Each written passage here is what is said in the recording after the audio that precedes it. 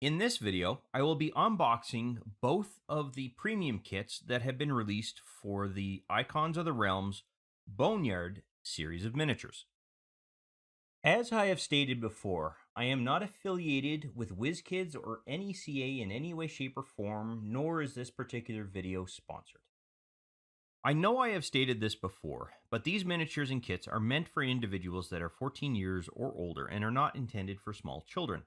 Although in this particular case, unless something breaks off, I don't believe these would be classified as a choking hazard, but you still should be pretty careful with them anyway. These two premium kits were released alongside of the Boneyard's miniature sets that were just recently released as of the end of March of 2020. And it will be pretty interesting to take a really good look at these particular figurines or miniatures, although there's nothing small about them. As you can see, I have the camera zoomed out as far as it will go, and these two boxes just barely fit in the frame. But I digress, so let's get to the point of actually opening each of these up. I am actually going to start with the adult green dragon. In this particular case, it's the smaller of the two boxes, even though it is deeper in the actual size. It's not as high. It's not as wide, but it has definitely got a bit more depth to it. The box itself has a face here that you can see through. In addition, it's got some pretty interesting design work that you can actually see right on the back of the box. So again, once I get this out of the box, we'll be able to see all of this detail. And as I said, it doesn't come with these actual boosters, but it was released alongside of these boosters and is meant to complement them. And beyond some housework on the bottom to indicate the company that made it and where they come from, that is pretty much everything that we have here. All right, so let's go ahead and get this box open. So there's a couple of areas of tape here that are on the top of the box that you need to cut. And then once you've done that, it's on the side. So there's only really two areas that you need to cut. There we go. Oh, there's another one here. Make that 3. All right.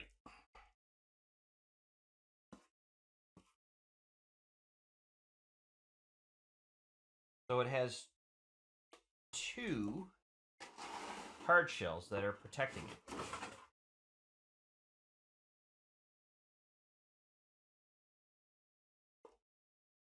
Just get the background out of the way here.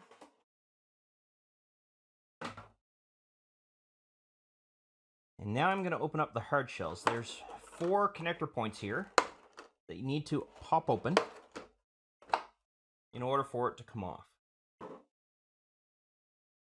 But beyond that, it just slides right out. So let's have a closer look at it here.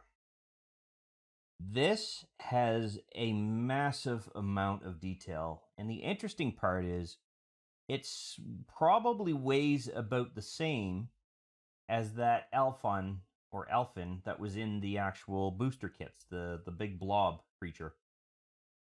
And there is an immense amount of detail here. Wow. And this is the smaller of the 2 dragons. I should correct myself. These aren't actually the dragons. These are Dracoliches, so I apologize for that. And you can see that because the wings are torn. Most of the skeleton is exposed on this wing, not so much on this wing. A lot of the tail is exposed from its skeletal perspective, the back of the rib cage, and the interior portion of the rib cage is also exposed. Now, this is supposed to be a green dragon, but with the coloring that I have here on the go now, it actually looks a little bit more on the gray side. Now, that could be the skin is faded, which is, if that's the case, that's very nice detail. And if it's not the case, then oops. But let's have a look here a little bit closer.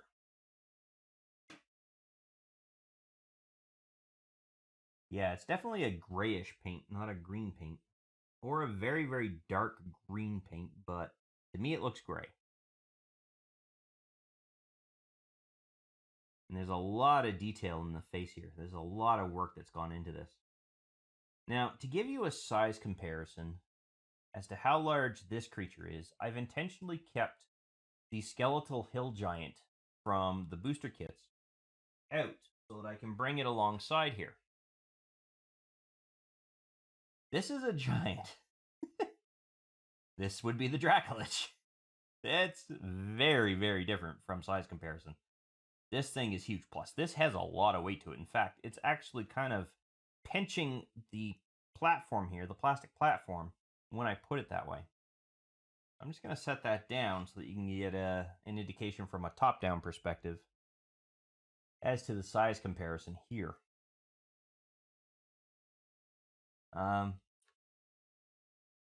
There's a lot of detail in these spikes that are coming out of the back here, although they are a little bit flimsy, but they're not.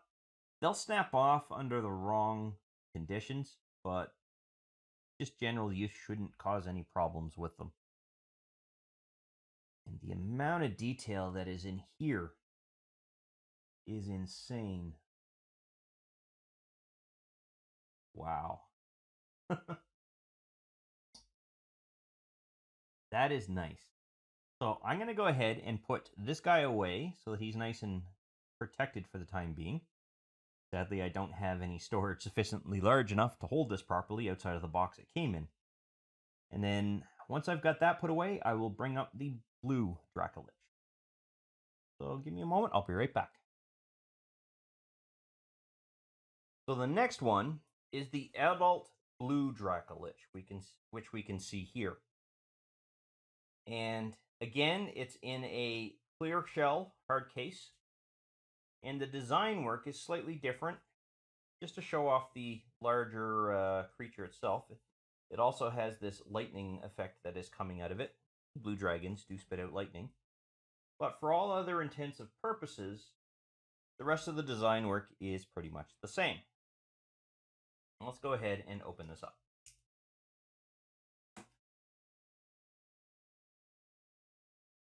Looks like there was only one piece of tape holding it in.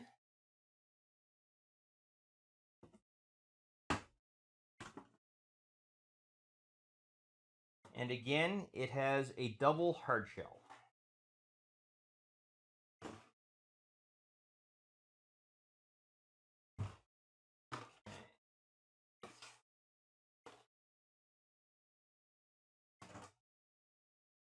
In comparison to the other Dracolich, this one has a much, much wider wingspan and is a little higher off the actual display pedestal. Total distance between this to this is about 6 inches, to give you an idea. And if I bring over the skeletal hill giant again, you can see the size comparison when it comes to this. And as you can tell, while this dragon has a larger amount of height to it, it's slightly smaller in body than the green dragon was, but not by much. It's relatively small. And that really could be nothing more than trying to show off a bit of a difference in the profile that you're going to be seeing when you essentially see this figurine. But there is a lot more detail when it comes to the paintwork that was put into this particular figurine to show off some of the blue coloring. You can definitely tell that the blue color has stuck around a little longer than what was on the green adult Dracolich. A lot more of the tendon is visible, both on the underside as well as on the leg and tail structures. Quite a bit of the skeleton is exposed.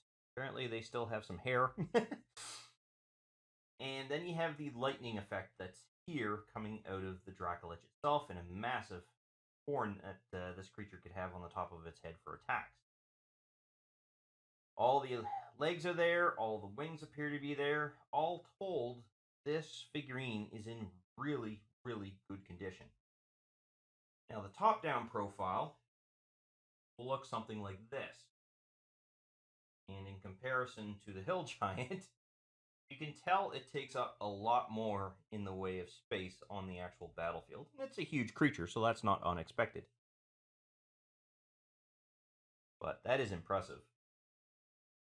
I would really like to compliment the design work for both this particular Dracolich as well as the green one that the artist went through to try to represent the actual skeletal effects and the colors.